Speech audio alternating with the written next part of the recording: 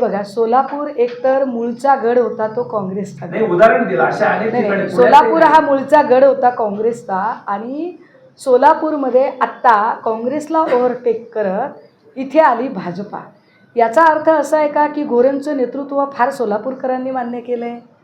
गोरेंनी तरी म्हणावं की लोकांनी, गोरेंनी म्हणावं एकदा की सोलापूरमधलं एक ना एक मत फक्त आणि फक्त जयकुमार गोरेला बघून दिलं, मानलं आपण? नाही म्हणू शकता, नाही म्हणू शकता.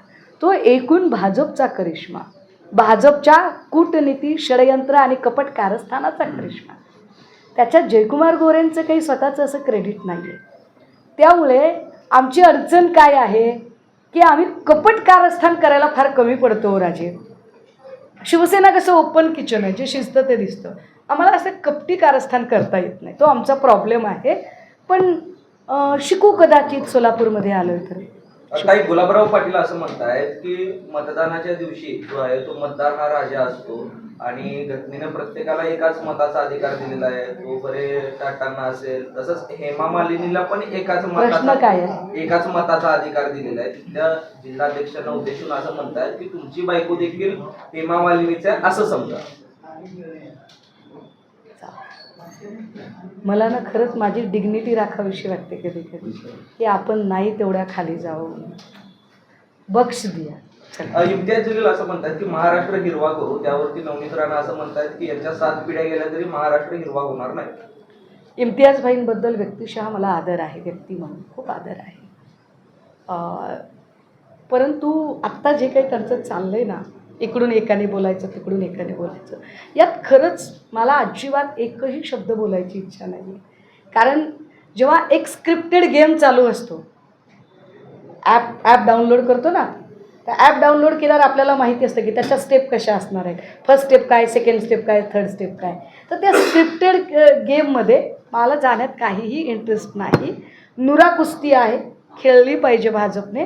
फक्त भाजपने ती नुरा कुस्ती खेळताना अचलपूर अमरावतीमध्ये जी काही युती केली आत्ता MIM सोबतची, ते नेमकं काय आहे त्यांना एकदा विचारलं पाहिजे की भाजपचा जो एकूण झेंडा आहे, वर भगवा आणि खाली हिरवा, तो हिरवा रंग म्हणजे ते MIM आहे का? की भाजपचं जे वरचं भगवं कमळ आहे त्याचा जो हिरवा देठ आहे, तो हिरवा देठ म्हणजे MIM आहे? एकदा त्यांना बोला. मुंबईमध्ये राज ठाकरेंऐवजी जर उद्धव ठाकरे साहेबांनी जर काँग्रेस बरोबर युती केली असती तर अधिक फायदा झाला असता. जर तरच्या राजकारणाला काहीही अर्थ नसतो. आम्ही राजकारणात आहोत, आम्ही परमार्थाच्या क्षेत्रात नाही आहोत दादा. जर असं झालं असतं तर असं केलं असतं, अजिबात नाही.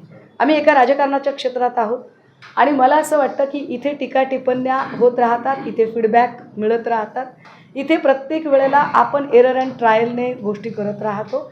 मात्र आत्ता ह्या जन्मशताब्दी वर्षामध्ये जन्मशताब्दीच्या दिवशी जेव्हा 2 ठाकरे एकत्रित येतात तेव्हा हे चित्र तमाम महाराष्ट्राच्यासाठी सुखकर असतं, एवढं नक्की. लोकशाही मराठी ऐका, पहा, जागरूक रहा.